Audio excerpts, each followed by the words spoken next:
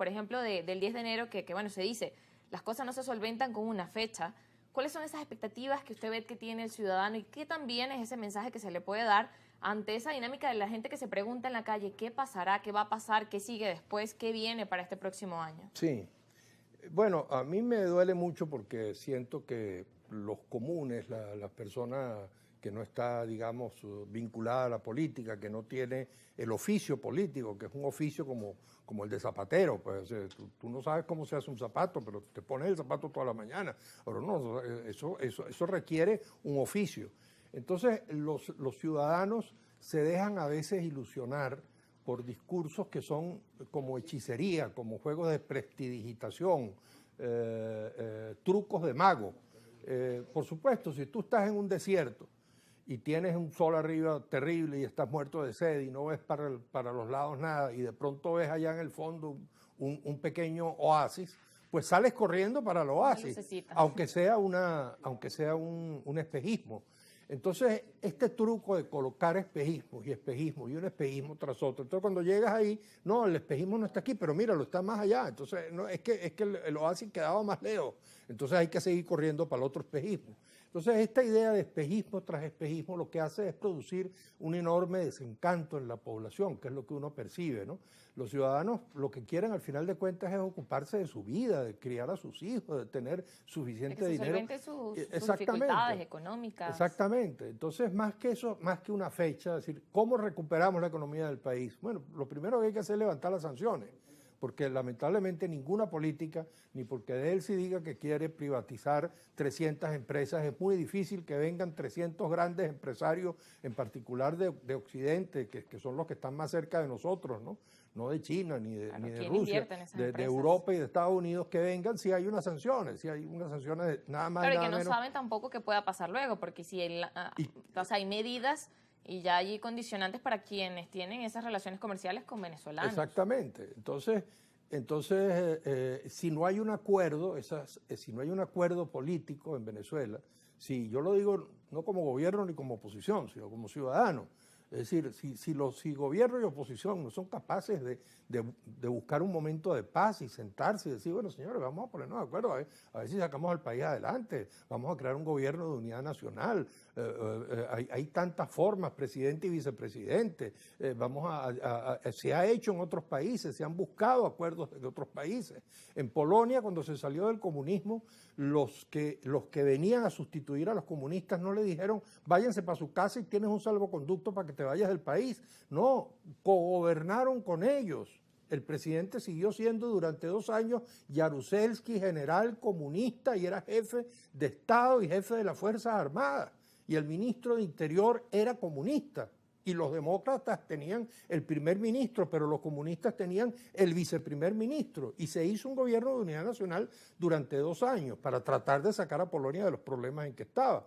Bueno, ¿por qué nosotros aquí, por qué los venezolanos no podemos hacerlo?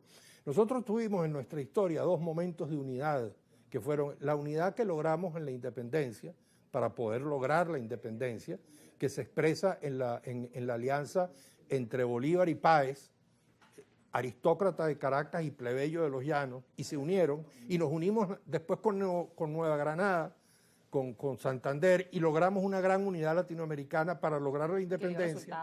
Después logramos la unidad para crear la democracia y salir de las dictaduras, y desde Acción Democrática hasta el Partido Comunista, pasando por COPEI y por URD, logramos una unidad nacional en un determinado momento, y se salió de la dictadura y se conquistó la democracia. Claro, y que como decía, hay también allí palabras que habría que evaluar. ¿Cómo alcanzar que realmente se avance en eso que usted decía, eso de cogobernar, y la palabra también de alternabilidad?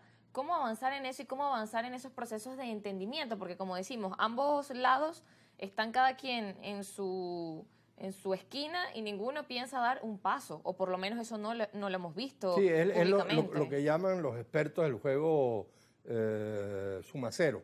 Es decir, si gano yo, pierdes tú. Y si ganas tú, pierdo yo. Ese es el juego que está planteado entre ellos. Y los expertos hablan del juego sumar-sumar, que es el juego donde ganan los dos.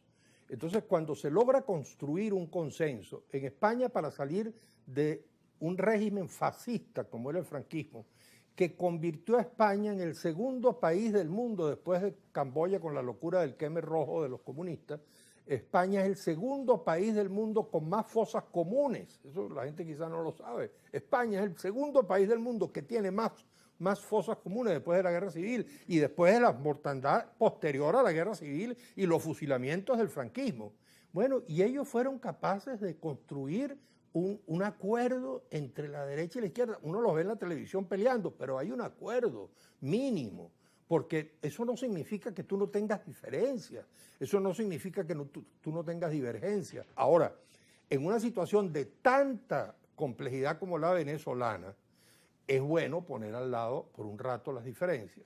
Las diferencias pueden venir más adelante, pero pongamos a un lado las diferencias. Quizás con los puntos en común. ¿Cuáles serían esos puntos en común que pudiésemos encontrar? Por ejemplo, desde el lado de los empresarios, ellos dicen, bueno, nos toca seguir adelante y porque estamos pensando en nuestro negocio, en seguir produciendo, en no parar nuestro trabajo. Entonces dice, bueno, yo voy buscando puntos en común. Sí. Ahora, en esta perspectiva y este análisis político, ¿cuáles son esos puntos de encuentro? Lo que pasa es que, claro, como te digo, creo que todo tendría que comenzar por la decisión de los dos extremos de bajar la guardia, sentarse, conversar y decir, vamos a crear un gobierno de unidad nacional, entre todos juntos.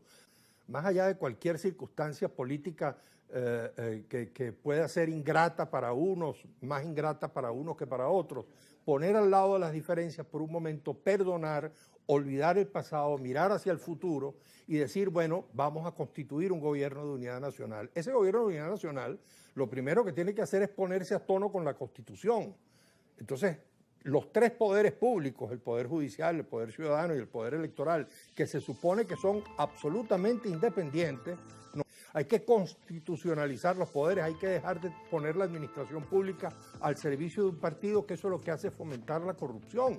Hay que reinstitucionalizar las Fuerzas Armadas con mucho respeto por nuestros militares y permitirles a los militares que sean una institución como manda la Constitución, exactamente como manda la Constitución, que no esté al servicio de personalidad, ni de individualidad, ni de parcialidad política alguna. Y después la economía. Yo creo que hay un consenso entre el gobierno y la oposición en que se trata de avanzar a una economía de mercado donde haya mucha propiedad privada que genere riqueza. Entonces, pero creo que hay un consenso en que se requiere que haya empresa privada que genere riqueza, que genere empleo y entonces abrir la economía, para lo cual es necesario levantar las sanciones, para lo cual es necesario el acuerdo, porque si no hay acuerdo, los señores allá de Estados Unidos, si no ven que la oposición y el gobierno de Venezuela se ponen de acuerdo, no van a levantar las sanciones nunca, ¿no? Claro, eso es justamente lo que se ha pedido, ver esas condiciones. Por ejemplo, en un principio era, bueno, dependiendo de lo que pase, si están las condiciones para que se realicen las elecciones, bueno, podemos colocar allí y pensar en el levantamiento o no de las sanciones. El otro espejismo que tú dices que tienen algunos ahora con Trump, ¿no? Ahora para el 20. Bueno, de eso vamos a hablar luego de la pausa. Ya venimos.